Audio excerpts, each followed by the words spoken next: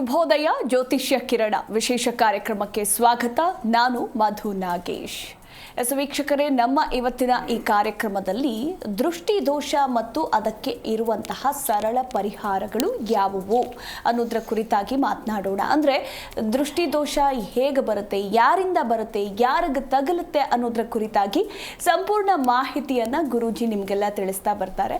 ಇನ್ನು ಮೊದಲಿಗೆ ನಾನು ಗುರೂಜಿ ಅವರನ್ನು ಕಾರ್ಯಕ್ರಮಕ್ಕೆ ಬರಮಾಡಿಕೊಳ್ತೇನೆ. ನನ್ನ ಜೊತೆ ಇದ್ದಾರೆ ವಂಶ ಪಾರಂಪರ್ಯ ಜ್ಯೋತಿಷ್ಯರು ಹಾಗೆ ಆಧ್ಯಾತ್ಮಿಕ ಚಿಂತಕರು ಆಗಿರುವ ನಾಗೇಶ್ ಗುರೂಜಿ. ಗುರೂಜಿ, ಕಾರ್ಯಕ್ರಮಕ್ಕೆ ಆತ್ಮೀಯ ಸ್ವಾಗತ.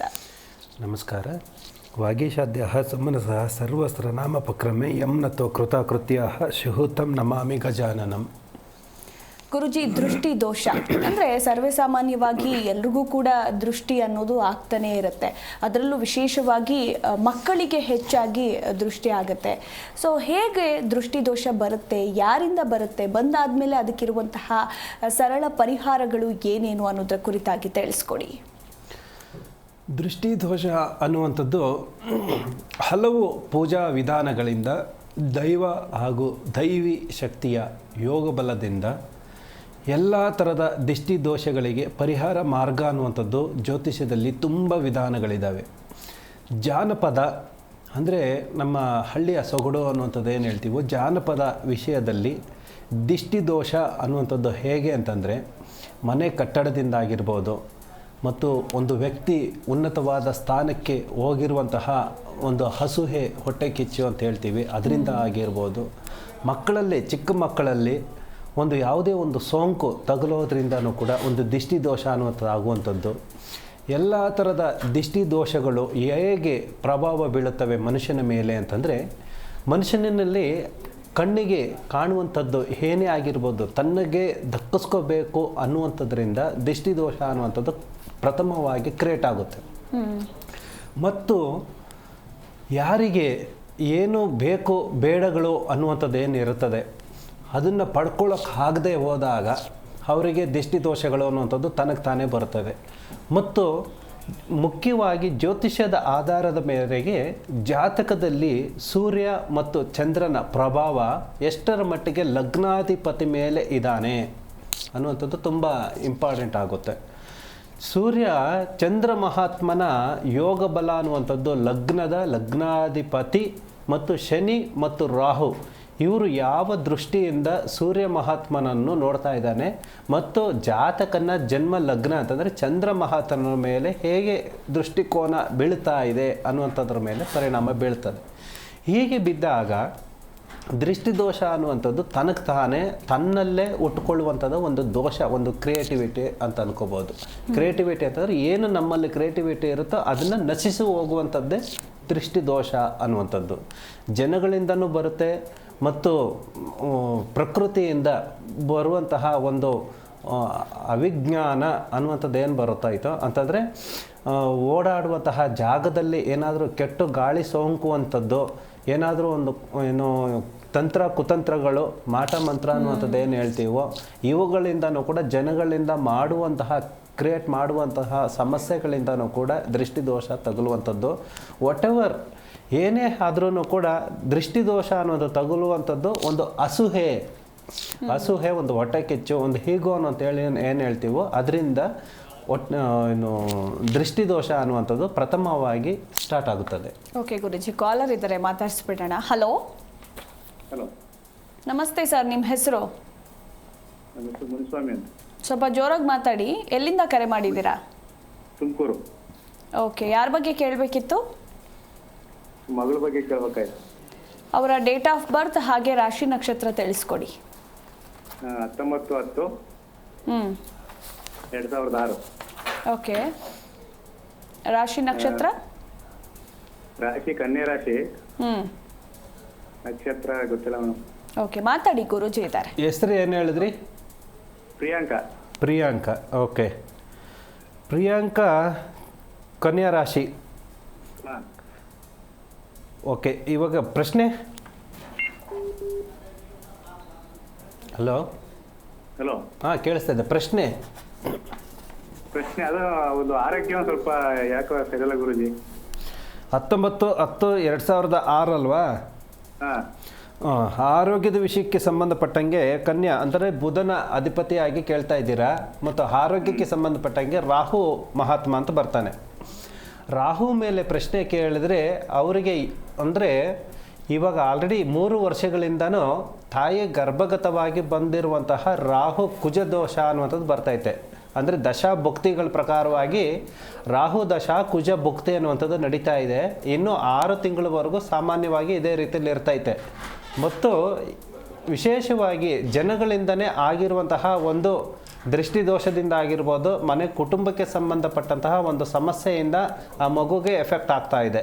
ಆದ ಕಾರಣದಿಂದ ಆ ಮಗುಗೆ ಸ್ವಯಂ ಏನು ಮಾಡ್ತೀರಾ ಅಂತಂದರೆ ಅಶ್ವತ್ಥಕಟ್ಟೆಗೆ ಸಾಧಾರಣವಾಗಿ ಅಶ್ವತ್ಥಕಟ್ಟೆಗೆ 21 ದಿನಗಳ ಕಾಲ ಬೆಳಗಿನ ಜಾವದಲ್ಲಿ ಮತ್ತು ಸಾಯಂಕಾಲ ಎರಡು ಹೊತ್ತೂ ಕೂಡ ಸಂಪೂರ್ಣವಾಗಿ ಪೂಜೆ ಪುನಸ್ಕಾರಗಳು ಮಾಡಿಸಿದಾಗ ಅಂತಂದರೆ 21 ದಿನ ಪ್ರತಿ ದಿನಕ್ಕೆ 9 ಸಾರಿ ಒಂದು ಅಶ್ವತ್ಥ ಪ್ರದಕ್ಷಿಣೆ ಮಾಡುವುದರಿಂದ ಆರೋಗ್ಯದಲ್ಲಿ ಸ್ವಲ್ಪ ಸುಧಾರಿಸ್ಕೊಳ್ತಾರೆ. ಓಕೆ, ಥ್ಯಾಂಕ್ ಯು ಸರ್ ಕರೆ ಮಾಡಿದ್ದಕ್ಕಾಗಿ. ಇನ್ನು ಮತ್ತೊಬ್ರು ಕರೆ ಮಾಡಿದ್ದಾರೆ. ಹಲೋ ಹಲೋ ಹಲೋ, ನಮಸ್ತೆ ಮೇಡಮ್. ನಮಸ್ತೆ ಮಾ, ನಿಮ್ಮ ಹೆಸರು? ಶಾಂತ ಅಂತ. ಎಲ್ಲಿಂದ ಕರೆ ಮಾಡಿದ್ದೀರಾ? ಯಾದಗಿರಿಯಿಂದ. ಓಕೆ, ಯಾರ ಬಗ್ಗೆ ಕೇಳಬೇಕಿತ್ತು? ಮಗನ ಬಗ್ಗೆ ಕೇಳಬೇಕು. ಅವರ ಹುಟ್ಟಿದ ದಿನಾಂಕ, ರಾಶಿ, ನಕ್ಷತ್ರ ಹೇಳಿ. 4/11/94 ಮೇಡಮ್. 94? ಹಾಂ ಮೇಡಮ್. ರಾಶಿ, ನಕ್ಷತ್ರ? ಧನುಸು ರಾಶಿ, ಮೂಲ ನಕ್ಷತ್ರ. ಓಕೆ, ಮಾತಾಡಿ, ಗುರೂಜಿ ಇದ್ದಾರೆ. ಅಮ್ಮ ನಮಸ್ಕಾರ ಅಮ್ಮ. ನಮಸ್ತೆ ಗುರುಜಿ. ಹೇಳಿ ಅಮ್ಮ, ಮಗು ಹೆಸರು? ಮಗನ ಹೆಸರು ಕೈಲಾಸ ಅಂತ. ಸರಿ, ಪ್ರಶ್ನೆ? ಮಗನ ಮದುವೆ ನೌಕರಿ ಆಗುತ್ತಾ ಅಂತ. ಏನು ಹೆಸರು ಹೇಳಿದ್ರಿ? ಕೈಲಾಸನಾಥ. ಕೈಲಾಸನಾಥ್ ಧನುಷ ರಾಶಿ ಬರೋದಿಲ್ಲಮ್ಮ. ನಿಮ್ಮದು ಹೇಳಿದ್ರ ಧನುಷ ರಾಶಿ ಅಂತ? ಹುಟ್ಟಿದ ನಕ್ಷತ್ರ ಮೂಲ 11/4/2000 1994. ಓಕೆ, ಧನುಷ ರಾಶಿ ಮೂಲ ನಕ್ಷತ್ರ 1ನೇ ಪಾದ. 2ನೇ ಪಾದ. 3 ಗಂಟೆ ಟೈಮ್. ಟೈಮಿಂಗ್ಸ್ ಎಷ್ಟೊತ್ತಂದ್ರಿ? 3 ಗಂಟೆ. 3 ಗಂಟೆ. ರವಿವಾರ. ಹಾಂ ಸರಿ, ಮೂಲ ನಕ್ಷತ್ರ 1ನೇ ಪಾದ ಧನುಷ ರಾಶಿಗೆ ಸಂಬಂಧಪಟ್ಟಂಗೆ ಇವಾಗ ಏನು? 2ನೇ ಪಾದ. ಆಯ್ತಮ್ಮ. ಇವಾಗ ಪ್ರಶ್ನೆ ಏನಂತಂದ್ರೆ ಮಗನ ನೌಕರಿ ಮದುವೆ ಯಾವಾಗ ಆಗುತ್ತೆ? ಸಿಗುತ್ತೆ ಅಮ್ಮ, ಸರ್ಕಾರಿ ಉದ್ಯೋಗನೇ ಸಿಗುತ್ತೆ. ಸ್ವಲ್ಪ ನೀವು ಪ್ರಯತ್ನ ಪಡಬೇಕು, ಸ್ವಲ್ಪ ನಿಧಾನ ಆಗುತ್ತೆ. ಇನ್ನು 2 ವರ್ಷಗಳ ಒಳಗಡೆ ಆಗಿ ಸರ್ಕಾರಿ ಉದ್ಯೋಗ ಖಂಡಿತವಾಗ್ಲೂ ತಕ್ಕಿಸ್ಕೋಬೋದು, ಸಿಗುತ್ತದೆ, ಏನೂ ತೊಂದರೆ ಇಲ್ಲ. ಆಯ್ತಮ್ಮ? ಹಲೋ, ಹಾಂ. ಧನುಸ್ಸು ರಾಶಿಗೆ ಸಂಬಂಧಪಟ್ಟಂತೆ ಇನ್ನು 2 ವರ್ಷಗಳ ಕಾಲ ಬೇಕಾಗುತ್ತದೆ. 2 ವರ್ಷಗಳ ಒಳಗಡೆ ಆಗಿ ಉದ್ಯೋಗ ಅನ್ನುವಂಥದ್ದು ಲಭಿಸುತ್ತದೆ. ಸಾಧ್ಯವಾದಷ್ಟು ಕುಲದೇವರಿಗೆ, ನಿಮ್ಮ ಕುಲದೇವರಿಗೆ ಮತ್ತು ಇಷ್ಟದೇವರಿಗೆ ದೇವಸ್ಥಾನಕ್ಕೆ ಹೋಗಿ ಸ್ವಲ್ಪ ಅನ್ನ ಪ್ರಸಾದ ಅನ್ನುವಂಥದ್ದು ದಾನ ಮಾಡಿ. ಸಾಧ್ಯವಾದಷ್ಟು ಪ್ರತಿ ಸೋಮವಾರ ಅನ್ನ ಪ್ರಸಾದ ದಾನ ಮಾಡಿ ದೇವಸ್ಥಾನಕ್ಕೆ ಹೋಗ್ಬಿಟ್ಟು ಆದಷ್ಟು ಬೇಗ 2 ವರ್ಷಗಳ ಒಳಗಡೆ ಆಗಿ ಉದ್ಯೋಗ ಅನ್ನುವಂಥದ್ದು ಲಭಿಸುತ್ತದೆ. ಓಕೆ, ಥ್ಯಾಂಕ್ ಯು ಮಾ ಕರೆ ಮಾಡಿದ್ದಕ್ಕಾಗಿ. ಇನ್ನು ಮತ್ತೊಬ್ರು ಕಾಲರ್ ಇದ್ದಾರೆ. ಹಲೋ ಗುರುಜಿ. ಹಲೋ ಮೇಡಮ್, ಗುರುಜಿ ಹತ್ರ ಮಾತಾಡ್ತೀನಿ. ಓಕೆ, ಯಾರ ಬಗ್ಗೆ ಕೇಳಬೇಕಿತ್ತು? ನಮ್ಮ ಮಗನ ಬಗ್ಗೆ ಕೇಳಬೇಕಿತ್ತು. ಸ್ವಲ್ಪ ಜೋರಾಗಿ ಮಾತಾಡಿ. ನಿಮ್ಮ ಮಗನ ಡೇಟ್ ಆಫ್ ಬರ್ತ್ ಹಾಗೆ ರಾಶಿ ನಕ್ಷತ್ರ ತಿಳಿಸ್ಕೊಡಿ. ಮೇಡಮ್, ನಮ್ಮ ಮಗನ date of birth 1/10/2011 madam. Okay, ರಾಶಿ ನಕ್ಷತ್ರ?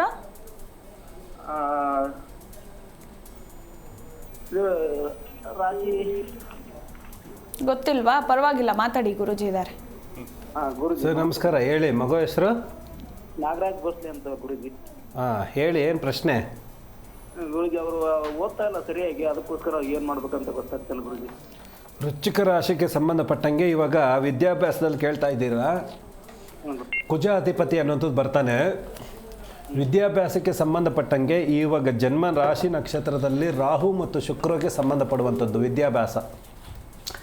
ಆದ ಕಾರಣದಿಂದ ಪಿತೃವಾಕ್ಯ ಪರಿಪಾಲನಾ ಅನ್ನುವಂಥದ್ದು ಬರ್ತೈತೆ. ಅಂತಂದರೆ ಗುರು ಅಧಿಪತಿ ಏನಿದಾನೋ, ಸರಿನಾ, ಸಾಧ್ಯವಾದಷ್ಟು ಕೂಡ ಗುರುವಾರ ದಿನ ತಪ್ಪದೀರ ಸುತ್ತಮುತ್ತಲ ಇರುವಂತಹ ಗಾಯತ್ರಿ ದೇವಸ್ಥಾನಕ್ಕೆ ಅಥವಾ ಗಾಯತ್ರಿ ಮಂತ್ರವನ್ನು ಓಂ ಭೂರ್ಭುವತ್ಸ್ವಃ ತತ್ಸವಿತುರ್ವರೆಣ್ಯಂ ಭರ್ಗೋ ದೇವಸ್ಯ ಧೀಮಹಿ ಧಿಯೋ ಯೋ ನಃ ಪ್ರಚೋದಯಾತ್ ಇದನ್ನು ಆ ಮಗು ಕೈಯಲ್ಲಿ ಸಾಧ್ಯವಾದಷ್ಟು ಬೆಳಗಿನ ಜಾವ 6 ಗಂಟೆಯ ಒಳಗಡೆಯಾಗಿ ಎಷ್ಟು ಸಾಧ್ಯನೋ ಅಷ್ಟು ಸಾರಿ ಪಠಿಸೋದಕ್ಕೆ ಕೇಳಿ ಮತ್ತು ಬರೆಯೋದಕ್ಕೆ ಕೇಳಿ. ಒಂದು ಎರಡನೇದಾಗಿ ಹತ್ತಿರದಲ್ಲಿ ಇರುವಂತಹ ಗಾಯತ್ರಿ ಮಾತ್ರ ದೇವಸ್ಥಾನಕ್ಕೆ ಹೋಗಿ ಪ್ರತಿದಿನ ಸಾಧ್ಯವಾದಷ್ಟು ಒಂದು ನಮಸ್ಕಾರ ಹಾಕೋ ಕೇಳಿ.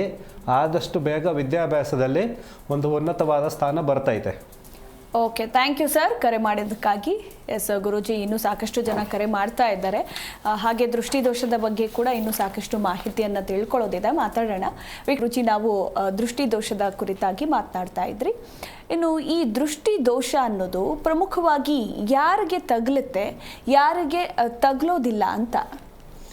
ದೃಷ್ಟಿದೋಷ ಅನ್ನುವಂಥದ್ದು ಯಾರಿಗೆ ತಗಲೋದಿಲ್ಲ ಅಂತಂದರೆ, ಸಾಮಾನ್ಯವಾಗಿ ಜಾತಕದ ಆಧಾರದ ಮೇಲೆ ಜಾತಕದಲ್ಲಿ ಯಾರು ಸೂರ್ಯ ಮತ್ತು ಚಂದ್ರನ ಲಗ್ನಾಧಿಪತಿ ತ್ರಿಕೋಣಾಧಿಕಾರಿಯಾಗಿ ಫಲ ಅನ್ನುವಂಥದ್ದು ಲಭಿಸ್ತಾ ಇತ್ತೋ ಹಾಗೆ ಅವರ ಮೇಲೆ ದೃಷ್ಟಿದೋಷ ಅನ್ನುವಂಥದ್ದು ತಗಲೋದಿಲ್ಲ. ಮುಖ್ಯವಾಗಿ ಯಾರು ನರ ಜನ್ಮದಲ್ಲಿ ಅಂತಂದರೆ ಮಾನವನಲ್ಲಿ ನಕಾರಾತ್ಮಕ ಬಲ ಮತ್ತು ಆತ್ಮಬಲ, ನಕಾರಾತ್ಮಕ ಶಕ್ತಿ ಮತ್ತು ಆತ್ಮಬಲ ಅನ್ನುವಂಥದ್ದು ಯಾರಿಗೆ ಹೆಚ್ಚು ದೃಢವಾಗಿರುತ್ತದೋ ಆ ಸಂಕಲ್ಪದಿಂದ ಬಂದಂತಹ ಯಾವುದೇ ಒಂದು ದೃಷ್ಟಿ ಅನ್ನುವಂಥದ್ದು ತಗುಲುವಂಥದ್ದು ನಮಗೆ ತಗಲ್ದಿರನೇ ರಿಟರ್ನ್ ಹೋಗುವಂತಹ ಮಾರ್ಗಗಳಿರ್ತೈತೆ. ಅಂದರೆ ಸೂರ್ಯನ ಮತ್ತು ಚಂದ್ರನ ತ್ರಿಕೋಣ ಅಧಿಪತಿ ಯಾದಂತಹ ಶುಕ್ರ ಅನ್ನುವಂಥದ್ದು ನಮ್ಮ ಮೇಲೆ ಪರಿಣಾಮ ಬೀರುವಂಥದ್ದು. ಹೀಗಾದಾಗ ಆತ್ಮಬಲ ಅನ್ನುವಂಥದ್ದು ಹೇಗೆ ನಮಗೆ ಉದ್ಭತ್ತಿ ಆಗುತ್ತದೆ, ಹೇಗೆ ವೃದ್ಧಿ ಆಗುತ್ತದೆ ಅಂತಂದರೆ, ಪ್ರತಿದಿನವೂ ಸಾಧ್ಯವಾದಷ್ಟು ಕೂಡ ಒಂದು ದಿನವೂ ತಪ್ಪದಿರಿ ಯಾರು ಸೂರ್ಯ ನಮಸ್ಕಾರವನ್ನು ಮಾಡ್ತಾ ಇರ್ತಾರೋ, ಸೂರ್ಯ ಕ್ರಿಯೆಯನ್ನು ಯಾರು ಮಾಡ್ತಾ ಇರ್ತಾರೋ ಅವರಿಗೆ ಸರ್ವೇ ಸಾಮಾನ್ಯವಾಗಿ ದೃಷ್ಟಿದೋಷ ಅನ್ನುವಂಥದ್ದು ತಗಲೋದಿಲ್ಲ. ಇದು ದೃಷ್ಟಿದೋಷ ತಗಲದೇ ಇರೋವರಿಗೆ.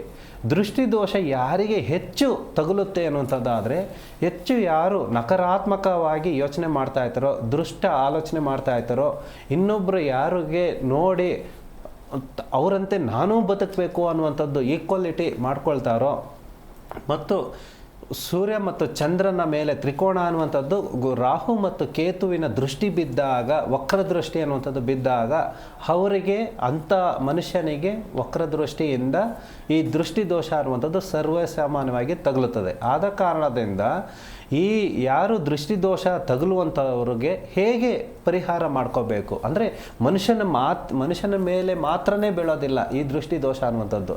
ಇವನ್ನು ವಾಸ್ತುಗೆ ಸಂಬಂಧಪಟ್ಟಂತಹ ಮನೆಗಳಿಗೂ, ಬಿಲ್ಡಿಂಗ್ಗಳಿಗೂ, ಮನೆಗಳಿಗೂ ಕೂಡ, ಕಟ್ಟಡಗಳ ಮೇಲೂ ಕೂಡ ದೃಷ್ಟಿದೋಷ ಅನ್ನೋದು ತಗಲುತ್ತೆ. ಮತ್ತು ಮಳಿಗೆಗಳು ಅಂತಂದರೆ ವಾಣಿಜ್ಯ ಮಳಿಗೆಗಳು, ಅಂಗಡಿಗಳು, ನಾವೇನು ವ್ಯವಹಾರ ಬಿಸ್ನೆಸ್ ಅನ್ನುವಂಥದ್ದು ಮಾಡ್ತಾ ಇದ್ದೀವೋ ಆ ಬಿಸ್ನೆಸ್ ಮೇಲೂ ಕೂಡ ದೃಷ್ಟಿದೋಷ ಅನ್ನುವಂಥದ್ದು ಬೀಳುತ್ತದೆ. ಆದ ಕಾರಣದಿಂದ ಮನೆ ಕಟ್ಟಡಗಳಿಗೆ, ಬಿಲ್ಡಿಂಗ್ ಕಟ್ಟಡಗಳಿಗೆ ರಾಕ್ಷಸನ ಒಂದು ಮುಖವಾಡವನ್ನು ಹಾಕ್ತೇವೆ. ಏನಕ್ಕೆ ಅಂತಂದರೆ, ಯಾರು ಕಣ್ಣು ದೃಷ್ಟಿ ಅನ್ನುವಂಥದ್ದು ಬೀಳಬಾರ್ದು ಒಂದು. ಎರಡನೇದಾಗಿ ಅಂಗಡಿಗಳು ಮತ್ತು ಮನೆಗಳಿಗೆ ಸಂಬಂಧಪಟ್ಟಂತಹ ದೃಷ್ಟಿದೋಷಗಳನ್ನು ಒಂದು ಏನು ಗಣಪತಿಯ ಪಂಚಮುಖಿ ಗಣಪತಿ, ದೃಷ್ಟಿ ಗಣಪತಿ ಅನ್ನುವಂಥದ್ದು ಆಗುವಂಥದ್ದು ಪಂಚಮ ಆಂಜನೇಯ ಸ್ವಾಮಿಯ ವಿಗ್ರಹವನ್ನು ಹಾಕುವಂಥದ್ದು, ಮತ್ತು ಸಾಧ್ಯವಾದಷ್ಟು ದೃಷ್ಟಿದೋಷದ ಯಂತ್ರ ಅನ್ನುವಂಥದ್ದು ಬರ್ತೈತೆ. ನಮ್ಮ ಕಡೆಯಿಂದನೇ, ಗುರುಗಳ ಕಡೆಯಿಂದ ಕಳಿಸ್ಕೊಡ್ತೀವಿ ಅದನ್ನು. ಯಂತ್ರ, ದೃಷ್ಟಿದೋಷದ ಯಂತ್ರ ಅನ್ನುವಂಥದ್ದು ಮನೆ ಕಟ್ಟಡಕ್ಕಾಗಿರ್ಬೋದು, ಜನಗಳಿಗಾಗಿರ್ಬೋದು, ಮತ್ತು ಮನೆಗಾಗಿರ್ಬೋದು, ಮತ್ತು ಕಟ್ಟಡದ ಹೊಸ ಗುರುಪ್ರವೇಶ ಆಗೋಕ್ಕಿಂತ ಮುಂಚಿತವಾಗಿ ಆಗುವಂತಹ ದೃಷ್ಟಿದೋಷಗಳನ್ನು ಸಂಪೂರ್ಣವಾಗಿ ವಾಸ್ತು ದೃಷ್ಟಿ ದೋಷ ಯಂತ್ರ ಅನ್ನುವಂಥದ್ದು ಬರ್ತೈತೆ. ಅದನ್ನು ಕಳಿಸ್ಕೊಡ್ತೀವಿ. ಅದನ್ನು ಕೂಡ ರಿಸೀವ್ ಮಾಡಿಕೊಂಡು ಪ್ರಸಾದಗಳ ರೂಪದಲ್ಲಿ ಅಂತಂದರೆ ಸಂಪ್ರದಾಯಗಳ ರೂಪದಲ್ಲಿ ಅದನ್ನು ಉಪಯೋಗಿಸಿದಾಗ ಆ ದೃಷ್ಟಿದೋಷ ಅನ್ನುವಂಥದ್ದು ಸರ್ವೇ ಸಾಮಾನ್ಯವಾಗಿ ಕಳ್ಕೋಬಹುದು. ತದನಂತರ ಮಕ್ಕಳಲ್ಲಿ ಆಗುವಂತಹ ದೃಷ್ಟಿದೋಷ ಅನ್ನುವಂಥದ್ದು, ಮಕ್ಕಳಲ್ಲಾಗಿರ್ಬೋದು, ದೊಡ್ಡವರಾಗಿರ್ಬೋದು, ಚಿಕ್ಕವರಾಗಿರ್ಬೋದು, ನರರಿಗೆ ಅಂತಂದರೆ ಮನುಷ್ಯರಿಗೆ ಆಗುವಂತಹ ದೃಷ್ಟಿದೋಷಗಳನ್ನು ಕಳ್ಕೋಬೇಕು. ಹೇಗೆ? ಹಿರಿಯರಿಂದ ಅಂತಂದರೆ ಮನೆಯಲ್ಲಿ ಇರುವಂತಹ ದೊಡ್ಡವರಿಂದ ಒಂದು ಪೊರಕೆ ಕಡ್ಡಿಗಳನ್ನು ತೆಗೆದುಕೊಂಡು ಅದನ್ನು ಹಚ್ಚಿ ಅವ್ರುಗಳನ್ನ ದಿಷ್ಟಿ ತೆಗೆದು ಅದ್ರ ಮುಖಾಂತರ ತೆಗಿಬೋದು. ಮತ್ತು ವಿಶೇಷವಾಗಿ ಶಾಶ್ವತವಾಗಿ ದೃಷ್ಟಿದೋಷ ಬರಬಾರ್ದು ಅನ್ನೋವರಿಗೆ ಹೇಗೆ ಮಾಡಬೇಕು ಅಂತಂದರೆ ಒಂದು ಹೊಸ ಮೊರ ಅನ್ನೋವಂಥದ್ದು ತಗೊಂಡು ಆ ಮೊರದಲ್ಲಿ ಅರಿಶಿನ, ಕುಂಕುಮ, ಈರುಳ್ಳಿ, ಬೆಳ್ಳುಳ್ಳಿ ಯಾರಿಗೆ ದೃಷ್ಟಿ ಆಗಿರುತ್ತದೋ ಆತನ ಕೈಯ ಎಡಗೈಯ ಕಿರುಬೆರಳಿನ ಉಗುರು ಮತ್ತು ತಲೆ ಕೂದಲನ್ನು ಆ ಮೊರದಲ್ಲಿ ಅನ್ನುವಂಥದ್ದು ಇಟ್ಟು ಆ ವ್ಯಕ್ತಿಗೆ ಸಂಬಂಧಪಟ್ಟಂತಹ ಯಾವುದು ನವಧಾನ್ಯದ ಒಂದು ಕಾಳು ಅನ್ನುವಂಥದ್ದು ಬರ್ತದೆ, ಒಂದು ಇಡೀ ಕಾಳು ಅನ್ನುವಂಥದ್ದು ಅದರಲ್ಲಿ ಹಾಕಿ 3 ದಾರಿ ಕೂಡು ಜಾಗದ ಒಂದು ಸಣ್ಣದ 3 ಕಲ್ಲುಗಳನ್ನು ಕೂಡ ಆ ಮೊರದಲ್ಲಿ ಹಾಕಿ ಮತ್ತು ಬಿಳಿ ಅಕ್ಕದ ಗಿಡದ 3 ಎಲೆಗಳನ್ನು ಅದರಲ್ಲಿ ಹಾಕಬೇಕು. ಬಿಳಿ ಅಕ್ಕದ ಗಿಡ ಸಿಕ್ಕಿಲ್ಲ ಅಂತಂದಾಗ ಬೇವಿನ ಮರದ ಸ್ವಲ್ಪ ಎಲೆಗಳನ್ನು ಅದರಲ್ಲಿ ಹಾಕಿ ಆ ಮಗುವಿಗೆ ಯಾರಿಗೆ ದೃಷ್ಟಿ ತಗುಲಿರುತ್ತೋ, ಮಗುಗಾಗಿರ್ಬೋದು ದೊಡ್ಡವ್ರಿಗಾಗಿರ್ಬೋದು, ಆ ದೃಷ್ಟಿ ದೋಷ ಅನ್ನುವಂಥದ್ದು ಸಂಪೂರ್ಣವಾಗಿ ಇಳೆ ತೆಗೆದಾದ ನಂತರ ಮೊರದಲ್ಲಿ ಇಳೆ ತೆಗೆದಾದ ನಂತರ ಒಂದು ನಿಂಬೆಹಣ್ಣು ಮತ್ತು ಒಂದು ಮೆಣಸಿನಕಾಯಿ ಇಷ್ಟು ಈ ಎರಡನ್ನೂ ಕೂಡ ಜೊತೆಗೆ ಆ ಮಗುವಿನ ಆ ವ್ಯಕ್ತಿಯ ಕೈಯಲ್ಲಿ ಎಡಗೈಯಲ್ಲಿ ಅದನ್ನು ತೊಳೆದು ಈ ನಿಂಬೆಹಣ್ಣು ಮತ್ತು ಮೆಣಸಿನಕಾಯಿ ಮತ್ತು ಮೊರದಲ್ಲಿ ಇರುವಂತಹ ಅಷ್ಟೂ ವಸ್ತುಗಳನ್ನು ಒಂದು ಬಿಳಿ ಬಟ್ಟೆಯಲ್ಲಿ ಕಟ್ಟಿಟ್ಟು ಮತ್ತೆ ಆ ಮಗುವಿಗೆ ತಲೆ ಸುತ್ತ 3 ಸುತ್ತು ತಲೆ ಸುತ್ತೋದು ಮತ್ತು ಮೇಲಿಂದ ಕೆಳಗಡೆಗೆ ತಲೆ ಸುತ್ತುವಂಥದ್ದು. ಇದು ವ್ಯಕ್ತಿಗೆ ಆದಾಗ ತಲೆ ಸುತ್ತಬೇಕು ಮತ್ತು ಮನೆಗೆ ಮತ್ತು ಕಟ್ಟಡಕ್ಕೆ ಆದಾಗ ಅದೇ ರೀತಿಯನ್ನೇ ಮಾಡಿ ಆ ಬಿಳಿ ಬಟ್ಟೆನಲ್ಲಿ ಕಟ್ಟಿರುವಂತಹ ಒಂದು ಗಂಟನ್ನು ಮನೆ ಹೆಬ್ಬಾಗಿಲಿಗೆ ದಿಷ್ಟಿ ತೆಗೆಯುವಂಥದ್ದು. ಈ ಥರ ತೆಗೆದಾದ ನಂತರ ಅದನ್ನು ನದಿ ನೀರಿಗೆ ಅಥವಾ ಕೊಳಕ್ಕೆ, ಬಾವಿಗೆ, ನೀರಿಗೆ, ಒಟ್ಟಿನಲ್ಲಿ ನೀರಿಗೆ ಹಾಕಬೇಕು. ಹಾಕಿದಾಗ ಅಂದರೆ ಯಾರಿಗೆ ದಿಷ್ಟಿ ತೆಗೆದಿರುತ್ತದೋ ಬೇರೆಯವ್ರ ದಿಷ್ಟಿ ತೆಗಿಬೇಕು. ಬೇರೆಯವ್ರು ಎತ್ಕೊಂಡು ಹೋಗ್ಬಿಟ್ಟು ಅದನ್ನು ವಿಸರ್ಜನೆ ಮಾಡಬೇಕು. ಅವ್ರ ಕೈಯಲ್ಲೇ ಮಾಡುವಂಥದ್ದಲ್ಲ. ಇದು ಮೂಲ ದೃಷ್ಟಿ ಆಗುವಂತಹ ಸಮಸ್ಯೆಗಳು. ಮತ್ತು ವಿಶೇಷವಾಗಿ ಈ ದೃಷ್ಟಿ ಆಗಿರೋದ್ರಿಂದ ಚಿಕ್ಕ ಮಕ್ಕಳಲ್ಲಿ ವಿಶೇಷವಾಗಿ ದೃಷ್ಟಿ ಆಗಿರೋದ್ರಿಂದ ಮಾತಾಡೋಣ. ಒಬ್ರು ಕಾಲರ್ ಇದ್ದಾರೆ, ಮಾತಾಡ್ಸ್ಬಿಡೋಣ. Hello madam. ನಮಸ್ಕಾರ ಮೇಡಮ್. ನಮಸ್ಕಾರ ಮೇಡಮ್, ವನಜ ಅಂತ. ಓಕೆ, ಯಾರ ಬಗ್ಗೆ ಕೇಳಬೇಕಿತ್ತು? ಮಗನ ಬಗ್ಗೆ ಕೇಳಬೇಕಿತ್ತು ಮೇಡಮ್. ಅವರ ಡೇಟ್ ಆಫ್ ಬರ್ತ್ ಹಾಗೆ ರಾಶಿ ನಕ್ಷತ್ರ ತಿಳಿಸ್ಕೊಡಿ.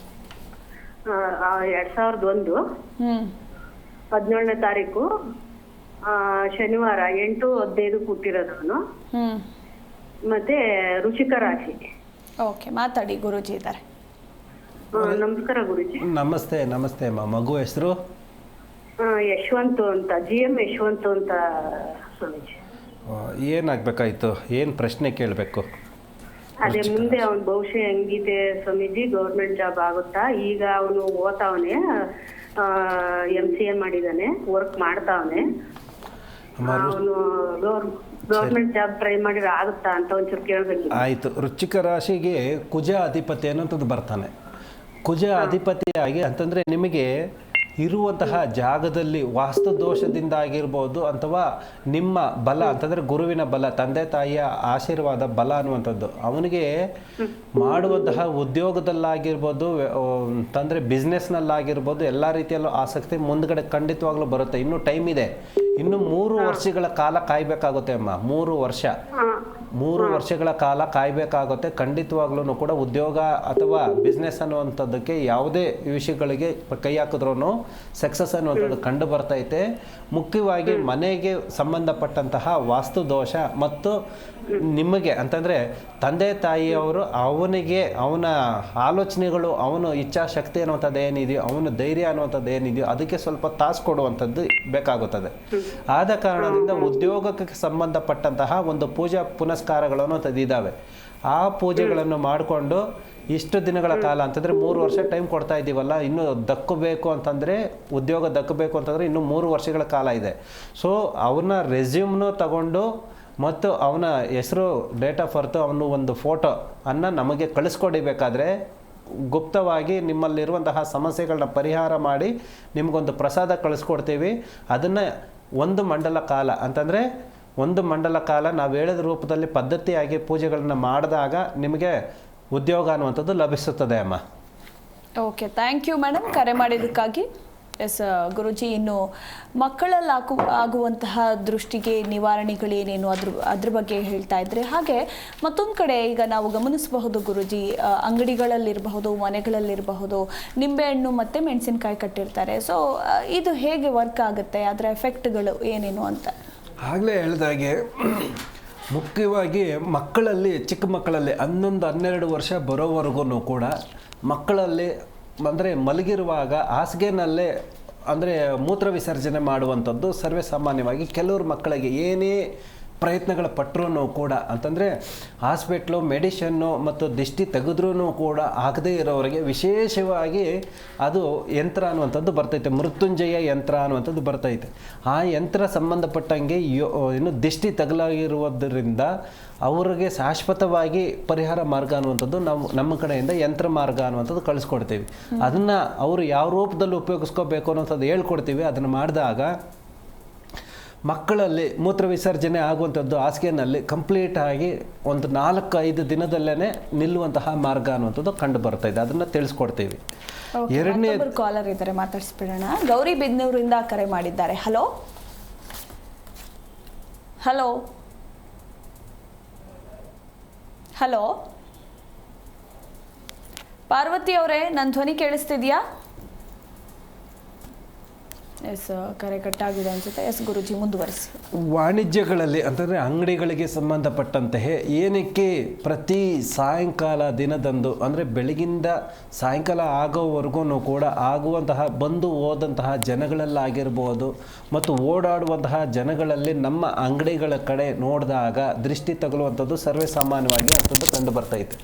ಇದನ್ನು ಹೇಗೆ ಪರಿಹಾರ ಮಾರ್ಗ ಅನ್ನುವಂಥದ್ದು ಕಂಡುಕೋಬಹುದು ಅಂತಂದರೆ, ಪ್ರತಿದಿನ ಅಂಗಡಿಯ ಬಾಗಿಲನ್ನು ತೆಗೆಯೋದಕ್ಕಿಂತ ಮುಂಚಿತವಾಗಿ ಆ ಕೀನ ಡೋರ್ನ ಟಚ್ ಮಾಡೋಕ್ಕಿಂತ ಮುಂಚಿತವಾಗಿ 3 ಸರಿ ನಾವು ತಟ್ಟಬೇಕು ಬಾಗಿಲನ್ನು. ಅಂತಂದರೆ ಒಳಗಡೆ ಇರುವಂತಹ ನಕಾರಾತ್ಮಕ ಶಕ್ತಿ ಅನ್ನುವಂಥದ್ದು ಏನಾಯಿತೋ ಅದನ್ನು ಸ್ವಲ್ಪ ಸಾಧ್ಯವಾದಷ್ಟು ಹೊರಗಡೆ ಹೋಗೋ ರೀತಿಯಲ್ಲಿ ನಾವು ಪ್ರಯತ್ನಗಳು ಪಡಬೇಕು. ಅದನ್ನು ಪ್ರಥಮವಾಗಿ ಮಾಡಬೇಕು ಮತ್ತು ನಮಸ್ಕಾರ ಮಾಡಿಕೊಂಡು ಪಾದರಕ್ಷೆಗಳು ಅನ್ನುವಂಥದ್ದು ಏನಿದೆಯೋ ಅಂತಂದರೆ ಪಾದರಕ್ಷೆಗಳು, ಶೂಗಳನ್ನು ಬಿಟ್ಟು ಪಾದರಕ್ಷೆಗಳು, ಚಪ್ಪಲಿಗಳನ್ನು ಬಿಟ್ಟು ಅದನ್ನು ಬಾಗಿಲನ್ನು ಬೀಗವನ್ನು ಟಚ್ ಮಾಡಿ ಒಂದು 3 ಸರಿ ಟಚ್ ಮಾಡಿ ನಮಸ್ಕಾರ ಮಾಡಿಕೊಂಡು ಬಾಗಿಲು ತೆಗೆಯೋದು ಪ್ರಥಮ ಒಂದು ಉನ್ನತವಾದ ಸ್ಥಾನಕ್ಕೆ, ಬಿಸ್ನೆಸ್ನಲ್ಲಿ ಲಕ್ಷ್ಮೀ ಕಟಾಕ್ಷ ದೊರಕುವಂಥದ್ದು. ಬಾಗಿಲು ತೆಗೆದಾದ ನಂತರ ತಿರ್ಗಾ ಮನೆ ಒಳಗಡೆ, ಅಂಗಡಿ ಒಳಗಡೆ ಹೋಗಿ ಶುಭ್ರ ಮಾಡಿ ಮತ್ತು ಗಲ್ಲಾಪಟ್ಟಿಗೆಯನ್ನು ಕೂಡ 3 ಸರಿ ನಮಸ್ಕಾರ ಮಾಡಿಕೊಂಡು ಸಾಧ್ಯವಾದಷ್ಟು ಎಕ್ಕದ ಎಲೆ ಆಗಿರ್ಬೋದು, ಬಿಲ್ಪತ್ರೆ ಆಗಿರ್ಬೋದು, ತುಳಸಿ ಪತ್ರೆ ಆಗಿರ್ಬೋದು ಅಥವಾ ಬೇವಿನ ಎಲೆ ಆಗಿರ್ಬೋದು, ಒಂದು ನಿಂಬೆಹಣ್ಣಿನ ಜೊತೆಗೆ ಇಟ್ಟು ನಮಸ್ಕಾರ ಮಾಡಿಕೊಂಡು ದೇವರ ಧ್ಯಾನ ಮಾಡಿ ದೇವ್ರ ಪೂಜೆ ಮಾಡಿ ಪ್ರಾರಂಭ ಮಾಡುವಂಥದ್ದು. ಪ್ರತಿ ಸಾಯಂಕಾಲ 6 ಗಂಟೆಯ ನಂತರ ಅಥವಾ ಅಂಗಡಿ ಕ್ಲೋಸ್ ಮಾಡೋಕ್ಕಿಂತ ಮುಂಚಿತವಾಗಿ 7 ಮೆಣಸಿನಕಾಯಿ ಮತ್ತು 1 ನಿಂಬೆಹಣ್ಣು ಮತ್ತು 1 ಎಜ್ಜಿಲು ಇಷ್ಟನ್ನು ಜೊತೆಗೆ ಒಂದು ದಾರದಲ್ಲಿ ಪೋಣಿಸಿ ಅಥವಾ ಕಂಬಿನಲ್ಲಿ ಪೋಣಿಸಿ ಆ ಅಂಗಡಿಗೆ ಸಂಬಂಧಪಟ್ಟಂತಹ ಯಜಮಾನ ಯಾರು ಇರ್ತಾರೋ ಅವ್ರಿಗೂ ದಿಷ್ಟಿ ತೆಗಿಬೇಕು ಮತ್ತು ಅಂಗಡಿಗೂ ಕೂಡ ದಿಷ್ಟಿ ತೆಗೆದು ಗಲ್ಲಾಪಟ್ಟಿಗೂ ಕೂಡ ಒಂದು ಕರ್ಪೂರ ಮಂಗಳಾರತಿ ಅನ್ನುವಂಥದ್ದು ಸ್ವಲ್ಪ ಮಾಡಿ ಆ ನಿಂಬೆಹಣ್ಣಿಗೆ ಏನು ನಾವು ಕಟ್ಕೊಂಡಿರ್ತೀವೋ ಆ ದಿಷ್ಟಿ ದೋಷಕ್ಕೆ ಅದಕ್ಕೂ ಕೂಡ ಸ್ವಲ್ಪ ಮಸಿ ಅನ್ನುವಂಥದ್ದು ಹಾಕಿ ಅಂಗಡಿಗೆ ಕಟ್ಟಿದಾಗ ಸಂಪೂರ್ಣವಾಗಿ ಅಂಗಡಿನಲ್ಲಿ ಆದಂತಹ ದಿಷ್ಟಿ ದೋಷಗಳನ್ನ ಪರಿಹಾರ ಮಾರ್ಗ ಅನ್ನುವಂಥದ್ದು ಕಂಡುಕೋಬಹುದು. ತದನಂತರ 1 ನಿಂಬೆಹಣ್ಣನ್ನ ಕಟ್ ಮಾಡಿ ಅದಕ್ಕೆ ಸ್ವಲ್ಪ ಅರಿಶಿನ ಕುಂಕುಮ ಅನ್ನುವಂಥದ್ದು ಹಚ್ಚಿ ಮನೆ ಅಂಗಡಿಯ ಅಥವಾ ಯಾವುದೋ ಒಂದು ಬಿಸ್ನೆಸ್ ಪ್ಲೇಸ್ ಅನ್ನುವಂಥದ್ದು ಇರುತ್ತೋ ಆ ಪ್ಲೇಸ್ ಮುಂದುಗಡೆ ಇಟ್ಟು ಎಡಗಾಲಲ್ಲಿ ಜಜ್ಜಿಬಿಟ್ಟು ಆ ಪೀಸ್ನ ಎರಡನ್ನೂ ಕೂಡ ಆ ಕಡೆ ಈ ಕಡೆ ಅನ್ನುವಂಥದ್ದು ಹಾಕುವಂಥದ್ದು. ಇದು ಮಾಡಿದಾಗ ಯಾವುದೇ ರೀತಿಯ ದಿಷ್ಟಿ ದೋಷಗಳು, ಅಂಗಡಿಗಳಿಗೆ ಸಂಬಂಧಪಟ್ಟಂತಹ ದಿಷ್ಟಿ ದೋಷಗಳನ್ನ ಸಂಪೂರ್ಣವಾಗಿ ಪರಿಹಾರ ಮಾಡ್ಕೋಬಹುದು. ತದನಂತರ ಹಣಕಾಸಿಗೆ ಸಂಬಂಧಪಟ್ಟಂತಹ ದಿಷ್ಟಿ ದೋಷಗಳ ಪರಿಹಾರ ಮತ್ತು ಅಂಗಡಿಯ ವಾಣಿಜ್ಯಗಳು ಇಂಪ್ರೂವ್ಮೆಂಟ್ ಸಕ್ಸಸ್ ಮಾಡ್ಕೊಳ್ಳೋದಕ್ಕೆ ನಮ್ಮ ಕಡೆಯಿಂದ ಯಂತ್ರ ಮಂತ್ರ ತಂತ್ರಗಳಿಂದ ಆದಂತಹ ದೋಷಗಳನ್ನು ಪರಿಹಾರ ಮಾಡಿ ಒಂದು ಸಿದ್ಧಿ ಅನ್ನುವಂಥದ್ದು ಬರ್ತಾ ಇದೆ. ಅಷ್ಟಮ ಸಿದ್ಧಿ ಯೋಗ ಫಲ ಅನ್ನುವಂಥದ್ದು ದಿಕ್ಪಾಲಕರುಗಳಿಂದನೂ ಆಗುವಂತಹ ದಿಷ್ಟಿದೋಷ, ಜನರಿಂದ ಆಗುವಂತಹ ದಿಷ್ಟಿದೋಷ, ಎಲ್ಲದಕ್ಕೂ ಪರಿಹಾರ ಮಾರ್ಗ ಅನ್ನುವಂಥದ್ದು ನಮ್ಮ ಕಡೆಯಿಂದ ಪ್ರಸಾದಗಳು ಅನ್ನುವಂಥದ್ದು ಕಳಿಸ್ಕೊಡ್ತೀವಿ. ಅವುಗಳನ್ನ ಉಪಯೋಗಿಸಿ ಖಂಡಿತವಾಗ್ಲೂ ಕೂಡ ದಿಷ್ಟಿದೋಷ ಸಂಪೂರ್ಣವಾಗಿ ನಾಶ ಮಾಡ್ಬೋದು. ಎಸ್, ದೃಷ್ಟಿ ದೋಷದ ಕುರಿತಾಗಿ ಸಾಕಷ್ಟು ಮಾಹಿತಿಯನ್ನು ಇವತ್ತಿನ ಕಾರ್ಯಕ್ರಮದಲ್ಲಿ ನಮ್ಮ ವೀಕ್ಷಕರಿಗೆ ತಿಳಿಸಿಕೊಟ್ರಿ ಗುರುಜಿ. ಮತ್ತೆ ನಾಳೆ ಭೇಟಿಯಾಗೋಣ. ಧನ್ಯವಾದಗಳು. ಸರ್ವೇ ಜನ ಸುಖಿನೋ ಭವಂತು. ಶಿವೋಹಂ. ಎಸ್ ವೀಕ್ಷಕರೇ, ನೋಡಿದ್ರಲ್ಲ, ಇದಾಗಿತ್ತು ಇವತ್ತಿನ ಜ್ಯೋತಿಷ್ಯ ಕಿರಣ ವಿಶೇಷ ಕಾರ್ಯಕ್ರಮ. ಹಾಗೆ ಸಾಕಷ್ಟು ಜನ ಕರೆ ಮಾಡ್ತಾ ಇದ್ರಿ, ಎಲ್ರಿಗೂ ಕೂಡ ಕಾಲ್ ಕನೆಕ್ಟ್ ಆಗಿರೋದಿಲ್ಲ. ಸೊ ಅಂಥವರು ಬೇಜಾರು ಮಾಡ್ಕೋಬೇಡಿ, ಗುರೂಜಿಯವರ ಮತ್ತೊಂದು ನಂಬರನ್ನು ನಾವು ನಿಮಗೆ ತೋರಿಸ್ತೀವಿ, ಹಾಗೆ ವಿಳಾಸವನ್ನು ಕೂಡ ತೋರಿಸ್ತೀವಿ. ನೀವು ಅದಕ್ಕೆ ಕಾಂಟ್ಯಾಕ್ಟ್ ಮಾಡಬಹುದು ಅಂತ ಹೇಳ್ತಾ ನೋಡ್ತಾ ಇರಿ ಜಿ ಕನ್ನಡ ನ್ಯೂಸ್, ಸತ್ಯವೇ ಸುದ್ದಿಯ ಜೀವಾಳ. ಜ್ಯೋತಿಷ್ಯ ಕಿರಣ ಪಂಡಿತ್ ಶ್ರೀ ನಾಗೇಶ್ ಗುರೂಜಿ.